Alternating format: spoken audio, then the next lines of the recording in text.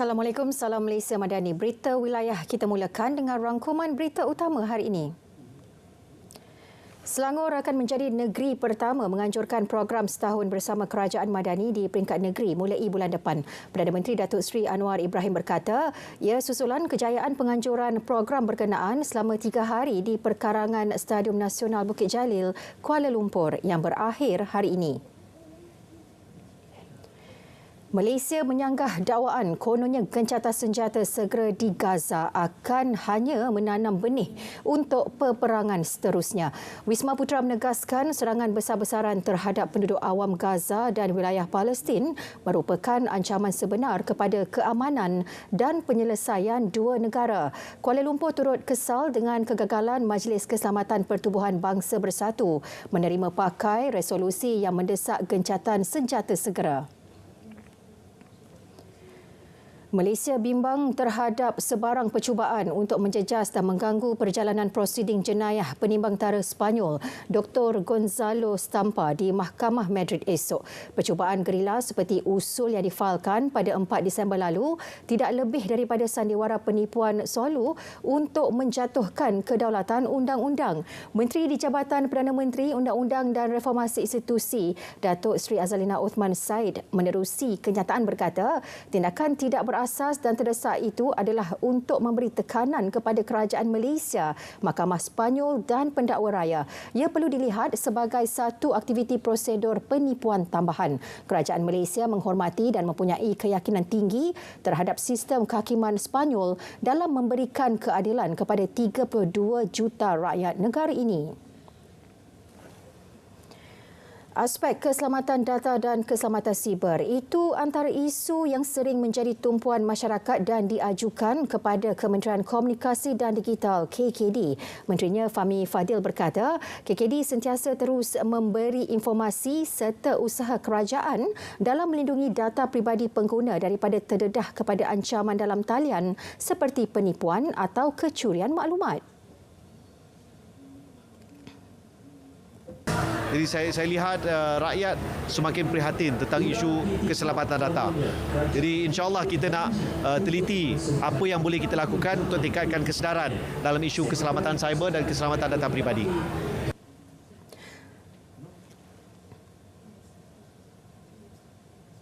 Kementerian Kesihatan akan terus memantau trend kenaikan jangkitan COVID-19. Menteri Kesihatan Dr. Zaliha Mustafa berkata, KKM menjangkakan ia meningkat pada hujung tahun, khususnya semasa Christmas.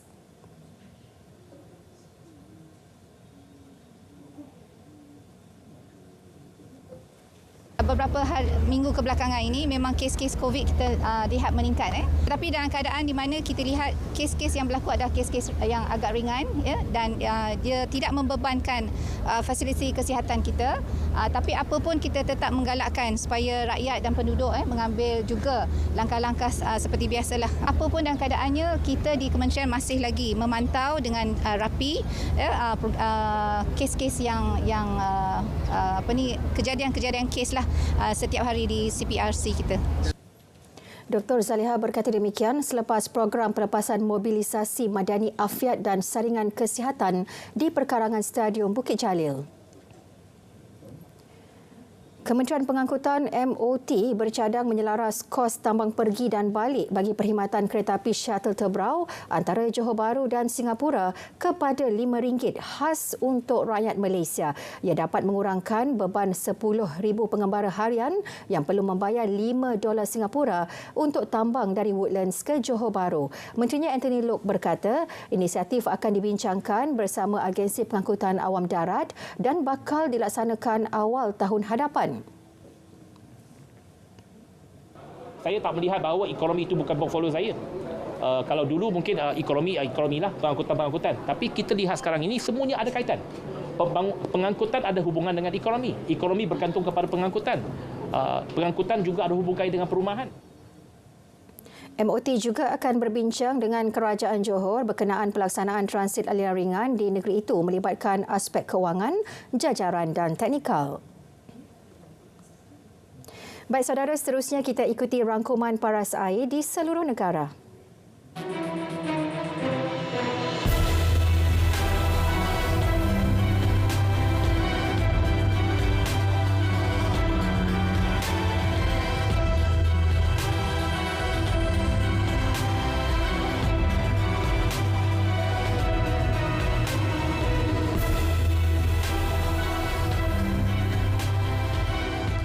Saudara, untuk laporan cuaca semasa langsung ke Met Malaysia bersama pegawai Ruzamin Pilus. Silakan Ruzamin.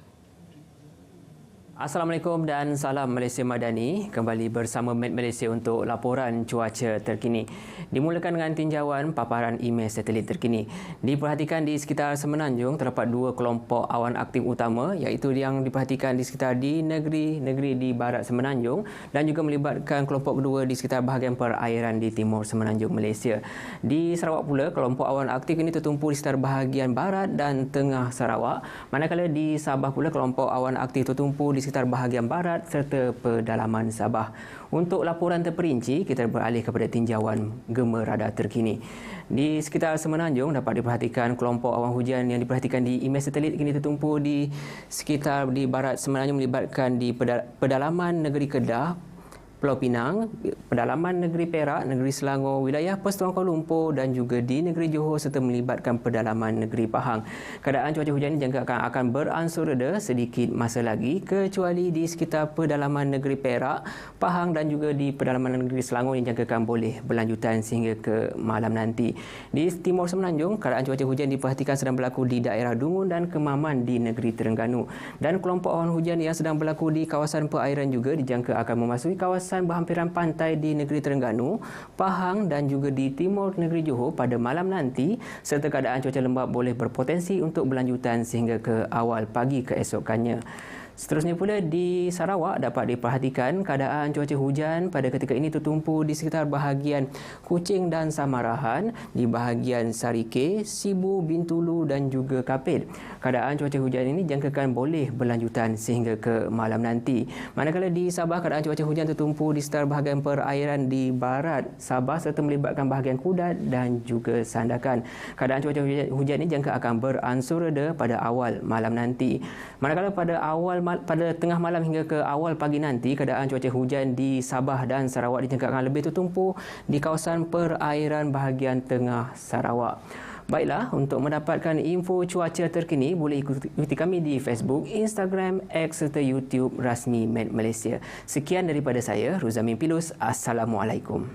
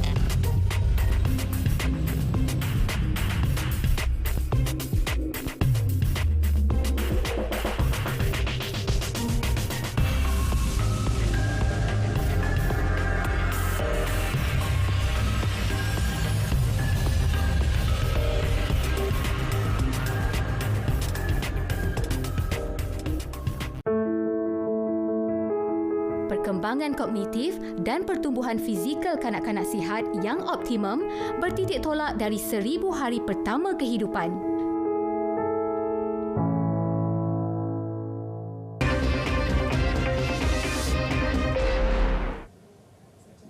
Kembali semula dalam berita wilayah. Jualan Agro Madani berjaya mencecah nilai jualan sebanyak RM43,782 pada hari kedua program. Angka itu dijangka terus meningkat berdasarkan hampir 40,000 pengunjung ke gerai Agro Madani pada Sabtu. Hari ini nampaknya jualan agak memerantangkan dan juga harga yang dijual memanglah harga yang rendah daripada pasaran di luar lah. Sebab Agro Madani ini lebih bersifat service oriented daripada profit oriented.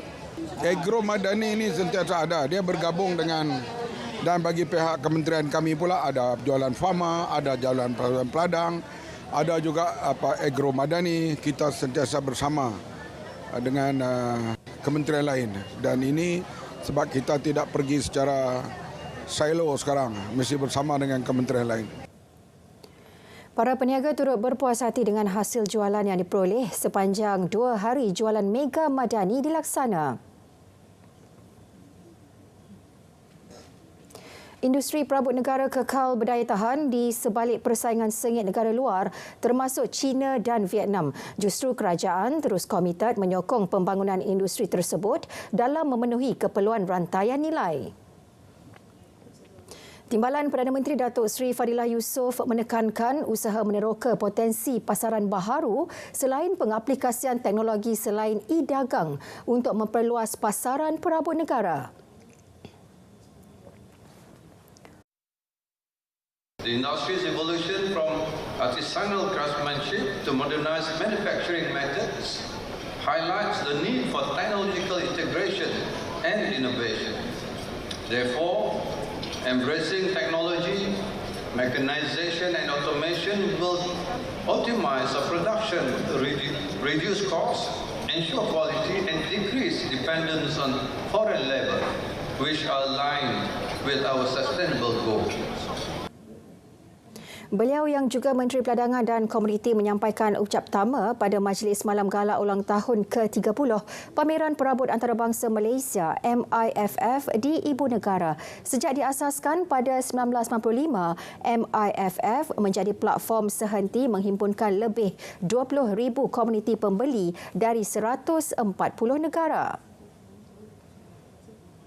Seorang lelaki yang dipercayai membunuh ibu bapanya petang semalam berjaya ditahan polis. Suspek berusia 42 tahun itu ditahan di terowong pencala Lebuh Raya Sprint pada pukul 10.20 malam. Ketua Polis Daerah Brickfields, ACP Ami Hizam Abdul Syukur berkata, panggilan mengenai kejadian diterima pukul 7.43 malam. Pihak polis dimaklumkan berlaku pertengkaran antara suspek dan ibu bapanya. Dalam pergaduhan itu, suspek dikatakan mengambil senjata tajam sebelum menikam mangsa yang berusia 72 dan 82 tahun, menyebabkan mereka cedera parah. Sebaik pasukan polis tiba, kedua mangsa disahkan sudah meninggal dunia. Semakan mendapati suspek mempunyai 9 rekod jenayah lampau melibatkan dadah. Kes disiasat mengikut Seksyen 302 Kanun Keseksaan kerana membunuh. Selangor sedia menubuhkan semula Jawatankuasa Khas menangani COVID-19 kiranya berlaku peningkatan kes di negeri itu. Menteri Besar Datuk Seri Amiruddin Syari berkata, pihaknya sentiasa bersiap siaga walaupun situasi COVID-19 masih terkawal setakat ini. Kita sedang melihat kesnya, perkembangannya, walaupun angkanya besar daripada segi gandaan, tapi kes yang sebelum ini kecil. Tapi kita tak menang rendah bergantung pada pengalaman yang lepas, dan strainnya juga tidaklah killing macam Delta. Jadi saya rasa kita sedang saya sedang monitor closely. Kalau ada keperluan, dan saya akan hidupkan kembali Jawatankuasa Keselamatan Negeri menangani pandemik yang telah ditutup sebelum ini. Datuk Seri Amiruddin berkata kerajaan negeri termasuk Jawatankuasa Kesihatan Awam Selangor sentiasa memantau situasi COVID-19. Hampir 200 peserta menyertai berjalan kaki sejauh 2.5 km menerusi program Amal Blind Leading the Blind ke-14. Program berlangsung di Jalan Tun Sambatan di Anjur Persatuan Bagi Orang Buta Malaysia MAB dengan kerjasama Lions Club dan Rotary Club. Menteri Komunikasi dan Digital Fahmi Fadil hampir hadir menyempurnakan pelepasan peserta. Beliau berharap penganjuran program seumpama ini dapat dipertingkat dari semasa ke semasa. Jadi saya harap kawan-kawan daripada Lions Club, Rotary Club, mungkin untuk tahun depan, cadangan saya kita bawa Blind Leading the Blind ni, kita bawa ke Putrajaya. Peserta berpendapat program ini adalah pendekatan terbaik untuk meningkatkan kesedaran orang ramai mengenai cabaran golongan cacat penglihatan dalam menjalani kehidupan seharian. Ini memang bagus walaupun hanya 25 km tapi bersemangat untuk kawan-kawan yang lain. Kesedaran kepada masyarakat terutamanya masyarakat orang biasa, mereka dapat pengetahuan macam mananya halangan yang wujud di persekitaran untuk menghalang OKU penglihatan terutamanya berjalan dan kekurangan kemudahan infrastruktur mereka dapat juga merasai. Program amal ini juga bertujuan mengumpul dana bagi sumbangan kos rawatan mata dan pembedahan katarak dalam kalangan individu cacat penglihatan kurang berkemampuan.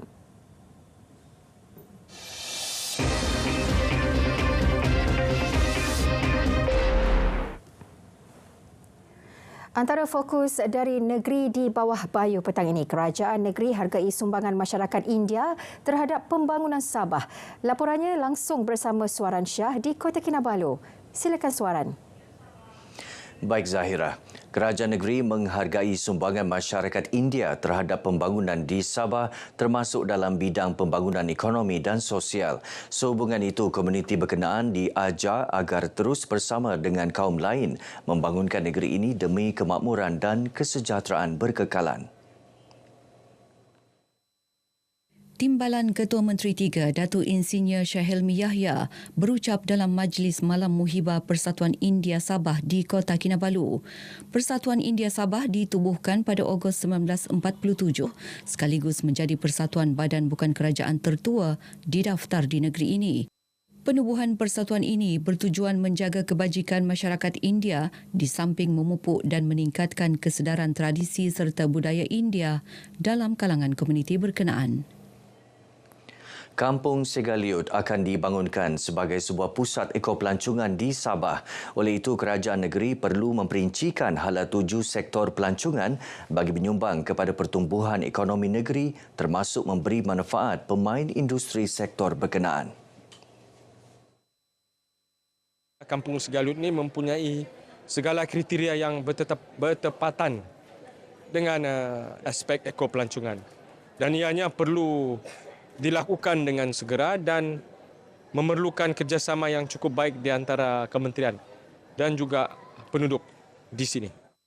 Timbalan Menteri Pelancongan, Seni dan Budaya Motek Khairul Firdaus Akbar Han ditemui selepas merasmikan program seni di lokasi Segaliut Agriculture di Kampung Segaliut Sandakan. Sementara itu, program seni di lokasi yang dilaksana Balai Seni Lukis Negara melalui Dasar Kebudayaan Negara Deccan 2021 memfokuskan pemeliharaan dan pemuliharaan warisan budaya dan penjanaan ekonomi kebudayaan yang berkait rapat dengan pembangunan negara madani.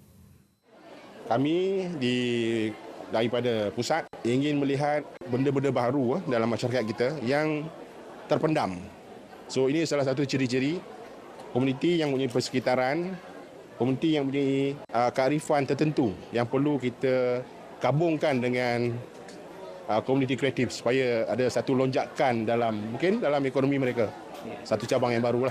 Ilmu-ilmu yang telah diturunkan yang kami dapat daripada tenaga-tenaga pengajar yang berpengalaman, harapan saya agar orang-orang kampung dapat menektar apabila ekonomi mereka masing-masing. Program selama 5 hari bermula 5 Disember lalu melibatkan seniman tempatan, usahawan agri-teknologi dan komuniti setempat serta pameran produk kraftangan, kelapa sawit dan kenduri sekampung.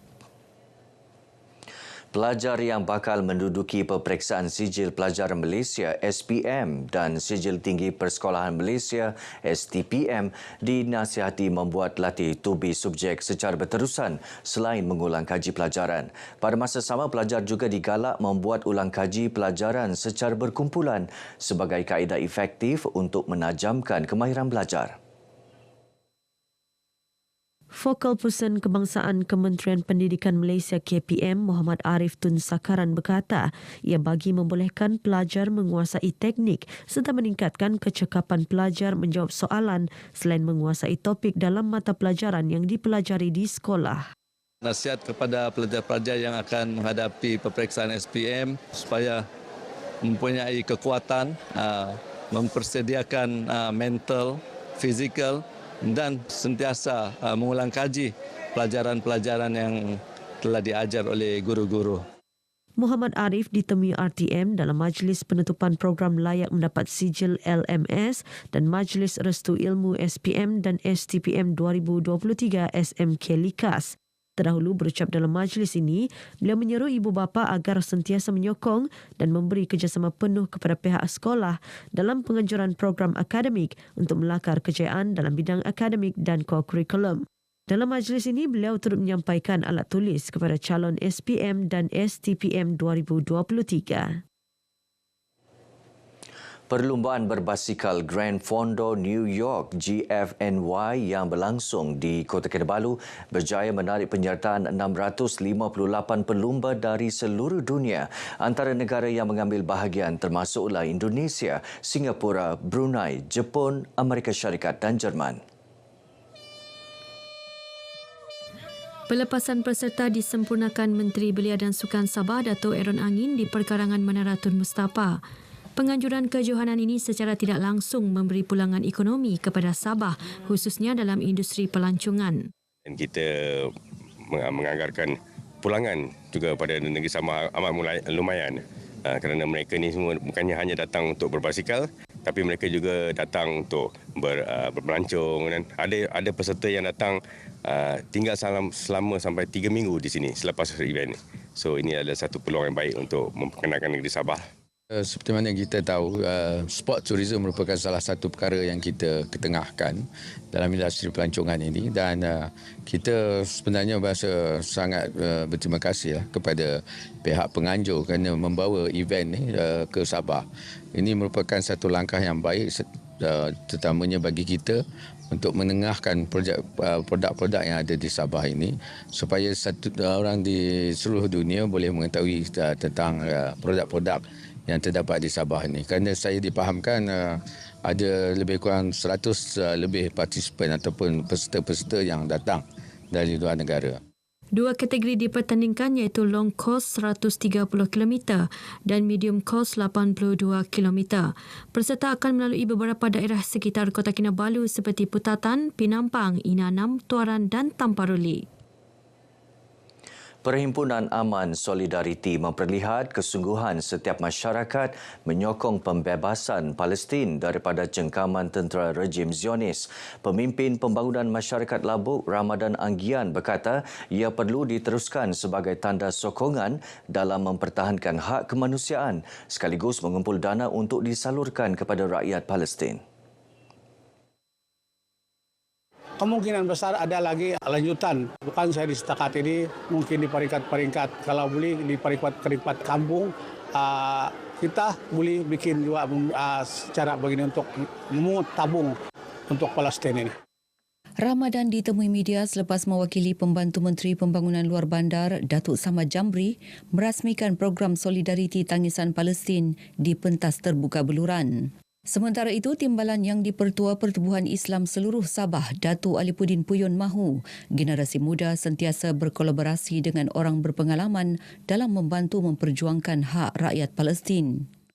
Bukannya berjuang untuk berperang, tetapi semangat solidariti supaya kita dapat dilihat bersama-sama bersama-sama masyarakat khususnya dalam Malaysia ini. Apatah lagi kerajaan Malaysia Madani ini. Dalam masa yang sama juga kita mengangkat nilai-nilai nilai murni dalam negara kita sebenarnya. Kita mau angkat perpaduan, tolak ansur, hormat menghormati. Sebab saya kira isu Palestin ini bukan isu agama semata-mata tapi isu nilai sejagat. Program Solidariti ini diisi dengan pelbagai aktiviti antaranya persembahan pentomin, deklamasi sajak dan bacaan doa kunut nazilah. Pengalaman sebagai persara memberi satu lembaran baharu dalam hidup yang seharusnya dinikmati sebaiknya oleh golongan berkenaan. Presiden Persatuan Persara Kerajaan Sabah PPKS, Datuk Wilfred Linggam tidak menafikan bahawa persara dalam tempoh permulaan boleh mengalami pelbagai tekanan dari aspek emosi dan psikologi. Datuk Wilfred bagaimanapun berkata setiap pesara yang melalui fasa tersebut harus bangkit dan tidak berputus asa.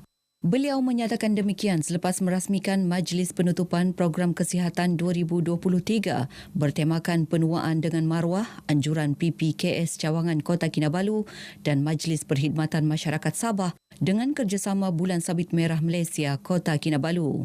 Mengenai program ini, Datuk Wilfred memberitahu pihak PPKS telah menerima geran daripada kerajaan negeri untuk menarik lebih ramai warga emas terlibat dalam aktiviti yang dianjurkan.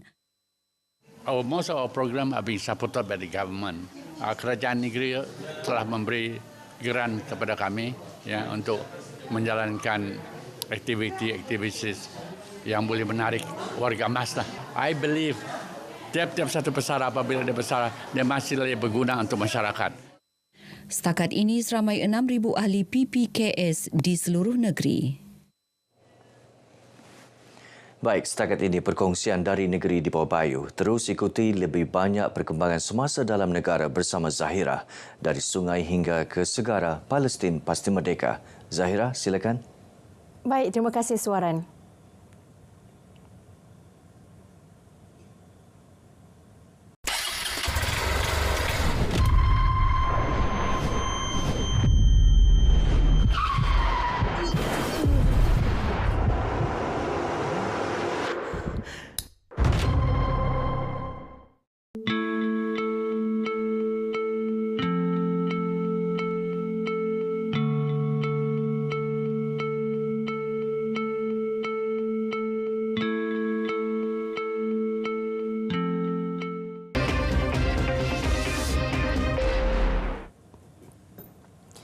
Golongan muda perlu diberi pendedahan mengenai warisan kebudayaan etnik sekaligus memartabatkan keunikan budaya sesuatu kaum terpelihara.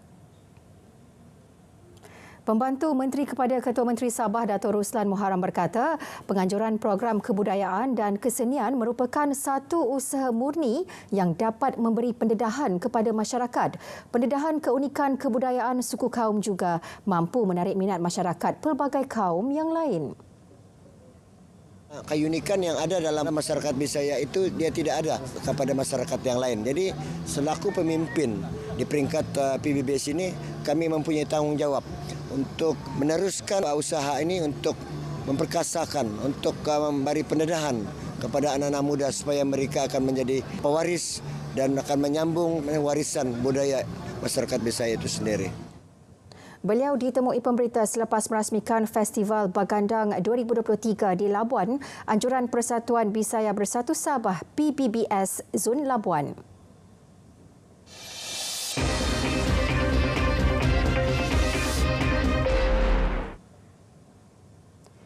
Seterusnya kita ke Bumi Kenyalang dengan fokus hari ini. Kerajaan Sarawak serius dalam menangani projek-projek sakit.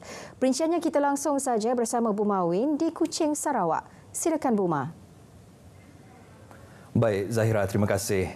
Kerajaan Sarawak serius dalam mengatasi masalah projek-projek sakit di negeri ini.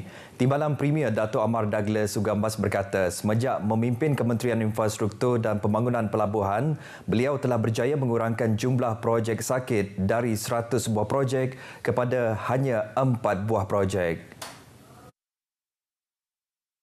Katanya, kontraktor-kontraktor penyelamat telah dilantik untuk menyiapkan projek-projek sakit tersebut.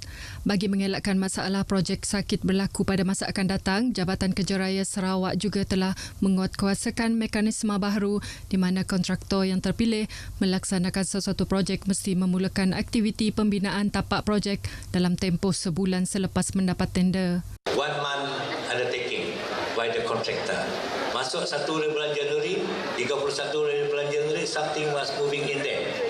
Kalau tidak ada apa-apa pergerakan, JKR will take the initiative to terminate that contract at that particular 1 month. Beliau berkata demikian pada majlis perasmian naik taraf tebingan Sungai Dalat dan penutupan pesta bersauk di Dalat. Dato' Ahmad Douglas mahu projek yang diluluskan oleh kerajaan siap mengikut jadual yang ditetapkan untuk memenuhi harapan rakyat. Melalui pelaksanaan projek ini juga akan mewujudkan peluang pekerjaan dan perniagaan kepada penduduk setempat.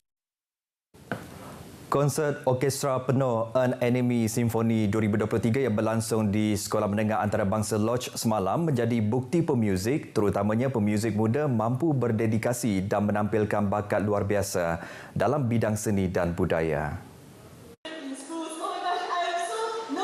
Timbalan Menteri Industri Kreatif dan Seni Persembahan Sarawak, Datuk Snodan Lawan berkata, sinergi antara belia dan kementeriannya dalam penganjuran orkestra ini juga menyediakan platform kepada pemuzik dan artis tempatan mempamerkan bakat di pentas besar. Kementerian juga sentiasa menyokong inisiatif seperti ini, lebih-lebih lagi penganjurannya oleh belia yang mampu memimpin program besar seterusnya meletakkan Kuching sebagai salah satu lokasi terpilih untuk melaksana pelbagai program.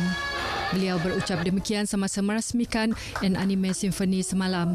Teks ucapannya dibacakan oleh Setiausaha Politik Premier Sarawak, Susan Clement Igun. 55 karya dengan lebih 70 pemuzik dan artis termasuk penyanyi terlibat membuat persembahan lagu-lagu tema anime popular antaranya Digimon, Naruto dan Demon Slayer. Lebih banyak infrastruktur dan fasiliti sukan akan dibangunkan di kawasan Dewan Undangan Negeri Dun Batu Danau di Limbang.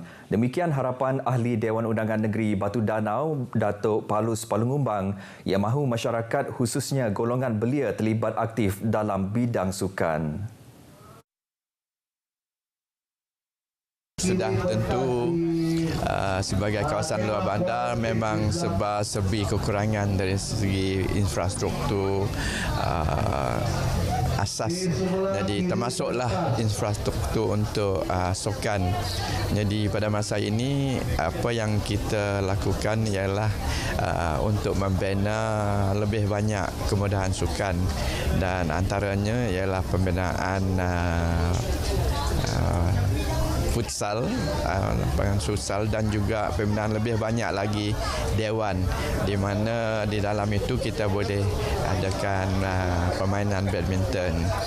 Jadi saya berharap di masa-masa yang akan datang kita akan dapat membina lebih banyak lagi lah kemudahan sukan, terutamanya kemudahan-kemudahan seperti balapan dan sebagainya lah. Beliau menyatakan demikian kepada media selepas perasmian Kejohanan Olahraga Purnama Sports Carnival di Kompleks Sukan Limbang. Kejohanan itu melibatkan jabatan dan agensi kerajaan negeri dan persekutuan di daerah Limbang. Dalam perkembangan lain, Residen Limbang merangkap pengerusi Jawatankuasa Pengurusan Bencana Bahagian Limbang, Unus Tambi, menafikan daerah Limbang dikategorikan sebagai zon kuning COVID-19 seperti yang tular di media sosial. Pertama sekali, jangan don't trust the rumours. Kabar-kabar angin memang banyak bertiup, tapi hanya dengar saja maklumat sahih daripada pihak berwajib seperti pejabat residen dan Kementerian Kesihatan. Belum lagi sampai ke zon kuning sebenarnya. Situasi COVID sekarang bagaimana? Saya belum mendapat laporan terperinci daripada KKM, tapi memang ada isolated case lah. Bukan kita dia kira sebagai zon kuning, isolated case ada. Tapi semuanya dalam keadaan terkawal sebab kebanyakan kita dah mendapat suntikan booster apa semua. InsyaAllah semuanya okey.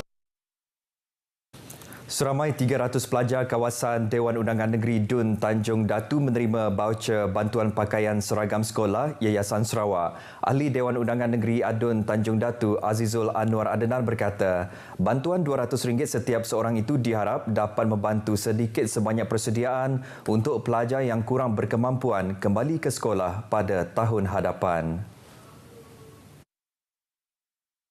Pada tahun hadapan, 2 juta akan ditambah dan diagihkan kepada pelajar-pelajar yang memerlukan dan ini akan dapat memberi manfaat kepada 10,000 lagi pelajar dalam negeri. Beliau berkata demikian pada majlis simbolik penyerahan baucer bantuan pakaian seragam sekolah Yayasan Sarawak bagi Dun N3 Tanjung Datu di Bilik Mesyuarat Pejabat Pendidikan Daerah Lundu. Beliau juga berpesan pada setiap pelajar agar dapat memanfaatkan peluang untuk menuntut ilmu sehingga ke Menara Gading kerana Yayasan Sarawak akan membantu pelajar yang masih ingin meneruskan pengajian. Baik, sebanyak 876 pemantauan telah dilakukan oleh Jabatan Bomba dan Penyelamat Malaysia JBPM Sarawak setakat hari ini bagi menghadapi monsun timur laut. Menurut Pengarah Bomba dan Penyelamat Malaysia Datuk Khairuddin Rahman, pemantauan itu dibuat di 33 lokasi melibatkan 7 zon di seluruh negeri ini. Jelasnya, lokasi pemantauan di zon 4 melibatkan bahagian Sibu adalah yang tertinggi iaitu sebanyak 12 kawasan diikuti masing-masing 4 lokasi pemantauan di zon Samarahan, Sri Aman, Bintulu dan Miri. Manakala 3 kawasan pemantauan di zon Kuching serta 2 di zon Limbang. Datuk Khairuddin menambah, sepanjang pemantauan tersebut dilakukan sejak 1 November lepas, kejadian pokok tumbang mencatatkan laporan tertinggi iaitu 32 diikuti tanah runtuh 20 laporan. Sebuah sekolah rendah aliran agama yang baharu di Kuching dijangka akan beroperasi pada tahun 2025. Yang di-Pertua Majlis Islam Sarawak MAS Datuk Bisnu Taha berkata, sekolah berkenaan terletak berhampiran dengan Sekolah Kebangsaan SK Agama Datuk Haji Abdul Kadir Hassan di Jalan Sultan Tengah Petra Jaya. Pembangunan sekolah baharu tersebut telah siap dan buat masa ini ia dikenali sebagai SK Agama Datuk Haji Abdul Kadir Hassan II. Katanya apabila sekolah tersebut beroperasi kelak, ini akan membolehkan lebih ramai kemasukan murid dari Kuching dan kawasan sekitarnya ke sekolah agama di bawah kendalian MAS. Ini berikutan SK Agama Datuk Haji Abdul Kadir Hassan yang hanya mempunyai kapasiti menampung 212 orang murid tahun 1 berbanding lebih 700 permohonan yang diterima setiap tahun. Manakala SK Agama Ibnu Khaldun di Kota Samarahan mempunyai kapasiti 94 murid tahun 1 berbanding lebih 200 permohonan diterima. Ketika ini, terdapat 9 buah sekolah rendah aliran agama di Sarawak di bawah kendalian MIS. Datuk Misnu menyatakan demikian dalam ucapan perasmian program Khatam Al-Quran melibatkan lebih 200 murid tahun 6 SK Agama Datuk Haji Abdul Kadir Hassan di Kuching pagi tadi. Beliau turut memaklumkan sekolah tersebut akan menerima bantuan berjumlah RM335,000 untuk tahun depan bagi tujuan pengoperasian dan penyelenggaraan sekolah. Dalam pada itu, Datuk Misnu memberitahu Sekolah Menengah Islam Antarabangsa Sarawak dijangka akan dibuka untuk pengambilan pada tahun 2027. Katanya apabila beroperasi kelak, ia bukan sahaja menerima kemasukan pelajar Islam di Sarawak tetapi juga minoriti Islam dari Asia Pasifik. Sebanyak 500 anak pokok spesies asli bernilai tinggi ditanam dalam satu program penanaman pokok di Hutan Simpan Sabal, Simunjan semalam. Jabatan Hutan Sarawak JHS menerusi satu kenyataan media menyatakan antara yang ditanam iaitu anak pokok belian, meranti dan nyatoh. Program ini dilaksanakan oleh sebuah hospital swasta, Hospital Pakar KPJ Kuching bekerjasama dengan JHS untuk tanggungjawab sosial korporatnya. Bertujuan menyokong kempen penghijauan Malaysia melalui 100 juta penanaman pokok serta kempen penghijauan Sarawak yang diterajui JHS. Program ini melibatkan 70 pegawai perubatan dan jururawat hospital itu, kaki tangan JHS serta masyarakat setempat. Pada program berkenaan, hospital terbabit turut menyumbang RM1,000 kepada JHS untuk aktiviti kempen penghijauan Sarawak. Kenyataan tersebut menyebut program penanaman pokok setakat ini telah menyumbang kepada jumlah kumulatif lebih 30 juta pokok ditanam iaitu tertinggi antara semua negeri di Malaysia. Baik saudara, perkongsian itu tadi mengakhiri berita dari Sarawak. Dari sungai hingga ke segara, Palestin pasti merdeka. Bagi kita kembali bersama Zahira di Angkasa Puri untuk berita seterusnya. Zahira, silakan. Baik, terima kasih Buma.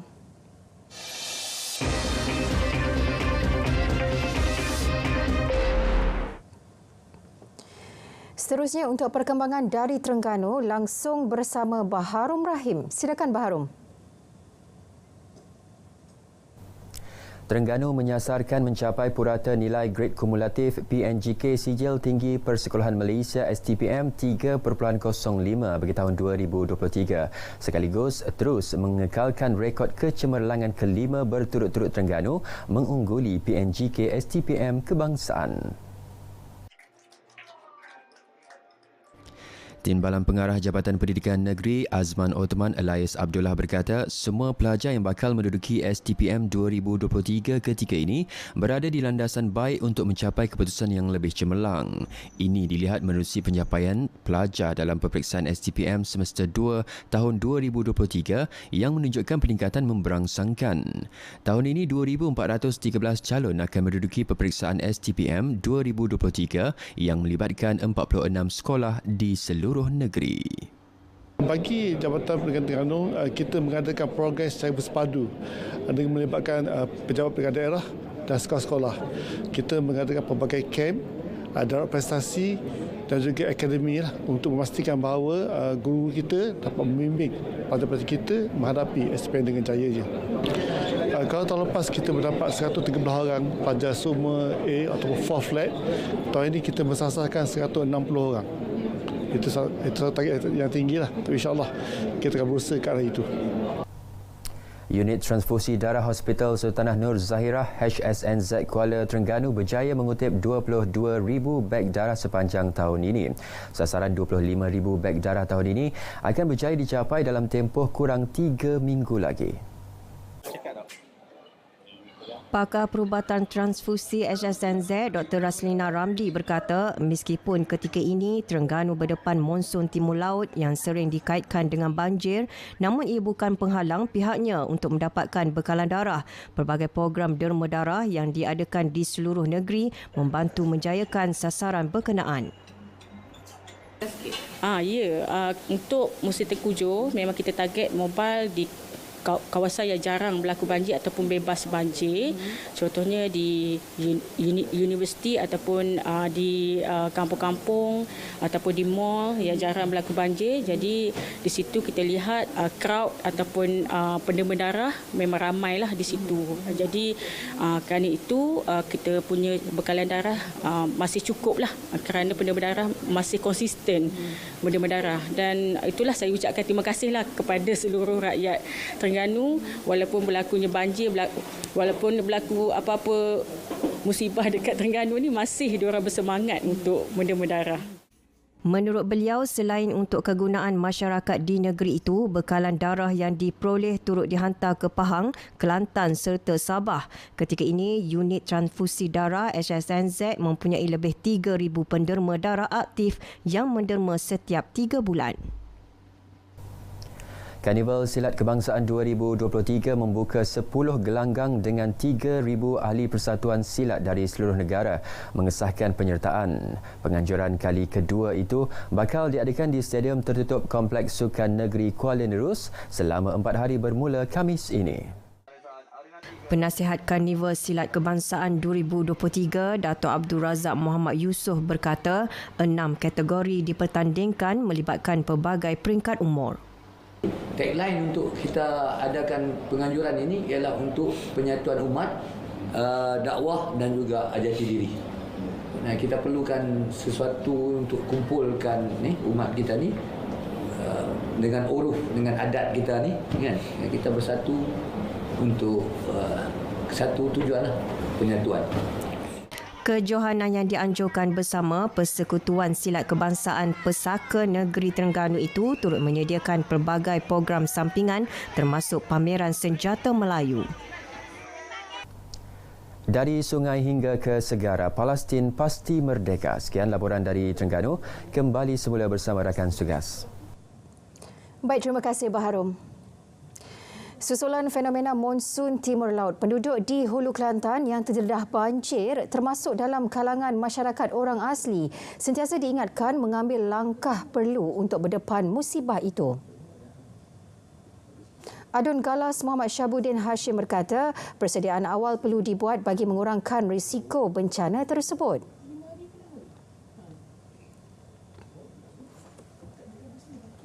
Selain daripada PPS dibuka, maka masyarakat sendiri perlu tahu ke mana mereka perlu pergi dan apa tindakan yang perlu mereka buat. Jadi di sini persiapan awal perlu dibuat, terutamanya dalam kalangan pemimpin-pemimpin tempatan yang perlu memainkan peranan supaya bila suasana ini berlaku mereka tidak panik dan mereka tahu apa yang perlu dibuat. Penduduk juga diminta peka terhadap perubahan cuaca semasa serta mengawasi keberadaan anak-anak mereka. Beliau ditemui RTM selepas menyempurnakan program taklimat keselamatan dan sukan tradisi masyarakat orang asli Podek di Kuala Betis, Gua Musang. Seorang lelaki maut dipercayai dihempak pokok balak di Kuala Betis, Gua Musang, Kelantan.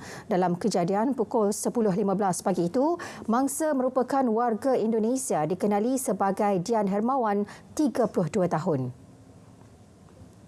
Ketua Polis Daerah Gua Musang, Superintendent Sik Chun Foo berkata, mangsa ditemukan dalam keadaan tidak sedarkan diri. Siasatan awal mendapati kejadian berlaku ketika mangsa sedang berehat di dalam jengkaut. Secara tiba-tiba, sebatang pokok balak terjatuh ke atas mesin penggali tersebut dan menghempapnya.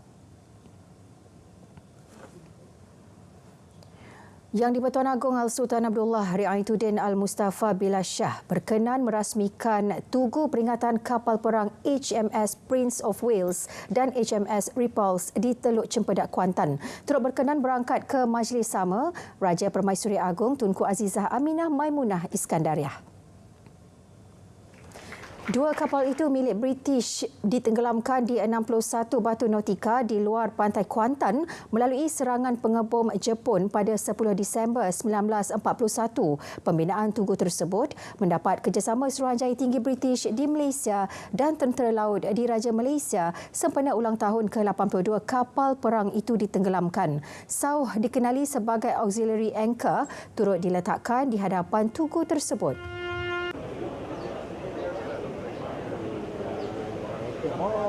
It's a stunning memorial. It's absolutely beautiful, this memorial. I believe that the wording on the memorial is taken from a memorial in England at the National Arboretum, which is for the remembrance of all people who are part of the services, the Army, Navy and Air Force.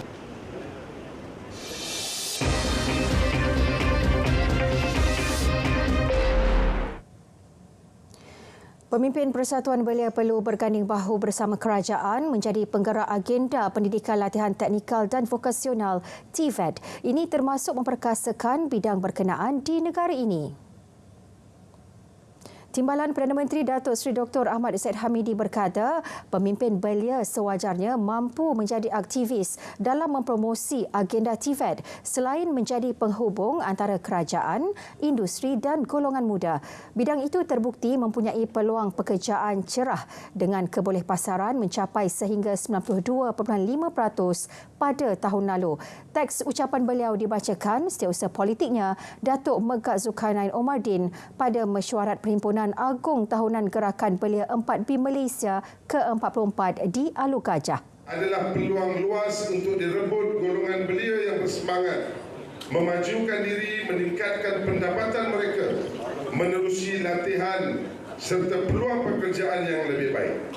Ini terutamanya ketika statistik tenaga buruh Malaysia pada Mac dan suku pertama tahun 2023 menganggarkan kadar pengangguran bagi belia berumur 15 hingga 24 tahun adalah 11.2%, melibatkan 317,300 penganggur belia. Seorang lelaki yang disyaki berperanan sebagai penjaga rumah penampungan untuk 12 migran ditahan di Felda Gugusan Adela Kota Tinggi Johor dalam satu serbuan awal pagi tadi. Ketua Polis Daerah Kota Tinggi Superintendent Husin Zamura berkata, suspek yang berusia 39 tahun ditahan bersama 10 migran lelaki dan 2 migran wanita berusia 20 hingga 46 tahun. Hasil siasatan mendapati penjaga penampungan berperanan menyediakan tempat transit untuk migran sebelum pulang ke negara asal melalui jalan tidak diwartakan. Lelaki itu menerima bayaran RM2,800 hingga RM3,000 bagi setiap migran kepada tekong. Kesemua tahanan disiasat mengikut Seksyen 26A Akta Anti Pemerdagangan Orang dan Anti Penyeludupan Migran 2007 serta Seksyen 6-1-C Akta Imigresen 1959-63. Susulan kejayaan Johor Darul Takzim JDT menjulang Piala Malaysia 2023. Kerajaan Johor mengumumkan hari cuti khas peristiwa pada 17 Disember ini kepada seluruh rakyat di negeri itu. Setiausaha Kerajaan Negeri Tan Sri Dr. Azmi Rohani dalam satu kenyataan memaklumkan pengisytiharan cuti itu selepas mendapat perkenan Sultan Johor, Sultan Ibrahim Sultan Iskandar selaras peruntukan Seksyen 9-1 Akta Hari Kelepasan Am 1951. Pemberian cuti khas peristiwa ini juga merupakan penghargaan kerajaan negeri kepada pihak terlibat dan rakyat negeri Johor dalam membantu kejayaan gemilang Harimau Selatan. JDT mengulangi pencapaian musim apabila menyapu bersih 4 kejuaraan domestik selepas mencatat kemenangan 3-1 ke atas Terengganu FC pada aksi final Piala Malaysia musim ini di Stadium Nasional Bukit Jalil. Rakyat Malaysia memang hebat kerana tegas pertahankan hak Palestin. Memang kita jauh dari dunia Arab. Kita jauh dari dunia Palestin. Kita jauh dari Gaza. Tetapi setiap detik berlaku menyentuh hati nurani kita. Kerana apa? Kerana kita tahu dan faham arti manusiawi, arti ihsan, arti kemanusiaan dan lebih penting arti keadilan melawan kezaliman Israel.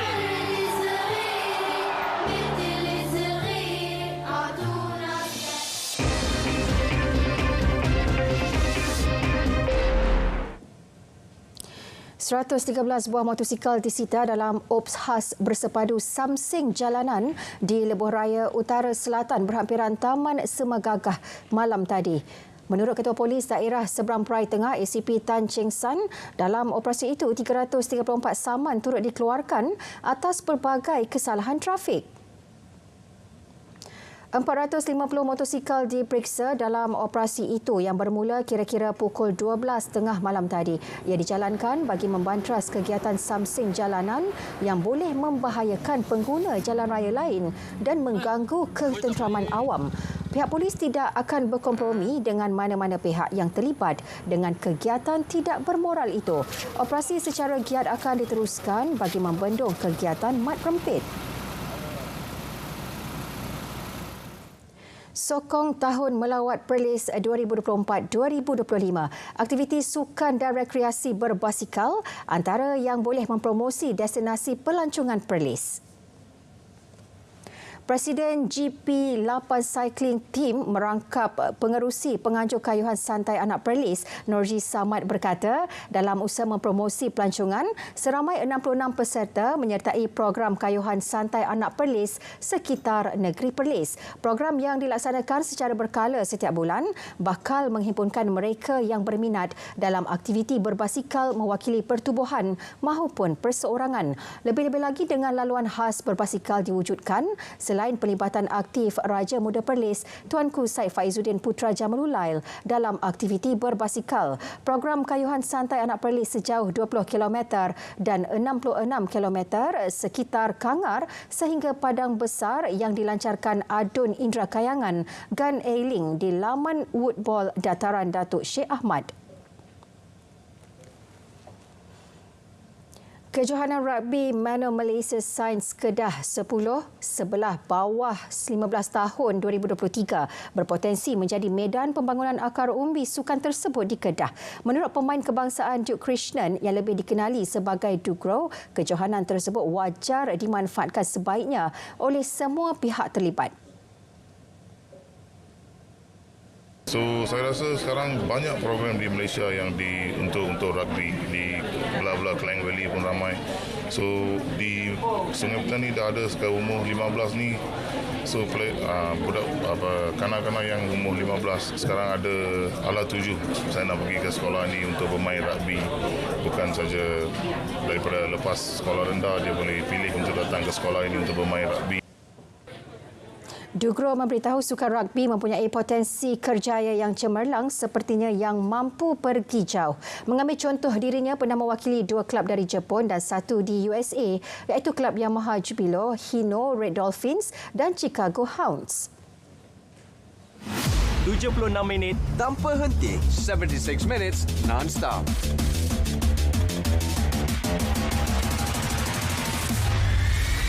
transparent and concise. Paparan komprehensif, ringkas dan padat. Saksikan Kanta 744, 7.44 malam. Berita perdana 8 malam. Malaysia Tonight, 8:30 PM.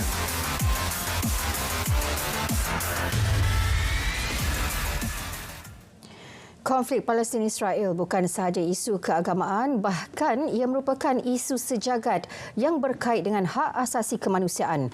Isu merentasi sempadan agama, bangsa dan negara itu memerlukan pembelaan dunia yang berterusan. Sempena sambutan Hari Hak Asasi Manusia, wartawan Nur Alia Ramli ada laporannya. Dunia sedia maklum pelbagai hak asasi rakyat di bumi Palestin dirampas oleh rejim Israel. Salah satunya kemusnahan berterusan kediaman asal penduduk Palestin dengan pelbagai teknik kotor.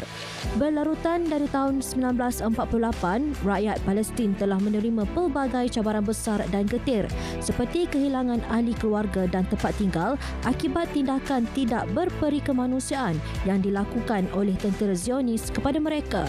Dalam peperangan baru ini, bukan sahaja masjid umat Islam dibedil, dibom, termasuklah 3 gereja yang berada di atas bumi Gaza, dibedil dan dibom. Yahudi, Israel turut membedil van ambulan milik UN. Jadi, sebab itulah saya menyuruh dan ingin mendapat perhatian kepada seluruh warga Malaysia tanpa mengira etnik, asal dan agama, bahawa kezaliman ini perlu diberi sensitivitinya oleh semua pihak. Setiap orang yang adil, yang waras harus menolak dan menentang dan menuntut pembelaan. Malaysia adalah antara negara paling lantang dalam memperjuangkan serta menunjukkan solidariti kepada penduduk bumi Gaza dengan pelbagai cara. Perkongsian menerusi media sosial antara platform digunakan dalam usaha membuka mata masyarakat tentang apa yang berlaku di negara tersebut. Apa yang saya buat, saya telah pun menggunakan sosial media saya lah. Yang mana seperti kita tahu sekarang banyak posting-posting yang mana untuk kita pro-Palestin. Namun ada setengah pihak ni yang report benda ni apa semua. So kita macam cuba disekat lah kita punya semangat kita memperjuangkan Palestin ni. Tapi kita jangan putus asa. Peranan pengamal media juga menjadi sumber maklumat penting dalam meningkatkan kesedaran dan memberi penerangan bukan sahaja tentang jenayah perang dan pelanggaran undang-undang antarabangsa, malah berkenaan pelanggaran hak asasi manusia. RTM sebagai penyiar rasmi untuk kerajaan untuk Malaysia sendiri, pelbagai inisiatif yang dikeluarkan sebagai contoh penyampai berita memakai maflar untuk Palestin dan sebagainya lah, dan mengeluarkan isu-isu Palestin, PSA berkenaan dengan Palestin untuk orang luar tahu, untuk masyarakat tahu. Menerusi mikrofon ini kita bersuara menyatakan solidariti kita bersama dengan rakyat Palestin yang ditindas hak mereka. Isu Palestin ini antara talking point utama yang ditekankan oleh pihak pengurusan sendiri, dan juga kalau nak dikira dalam 4 atau 5 itu yang standardnya di samping kapsul-kapsul yang dah pun tersedia. Ibarat petikan Nelson Mandela yang berbunyi, kita tidak boleh bebas jikalau penduduk Palestin tidak bebas. Jadi marilah kita terus membantu memberikan suara kepada penduduk Palestin dalam mendapatkan kembali hak kemanusiaan mereka. Dari sungai ke segara, Palestin pasti merdeka. Nur Alia Ramli, Berita RTM.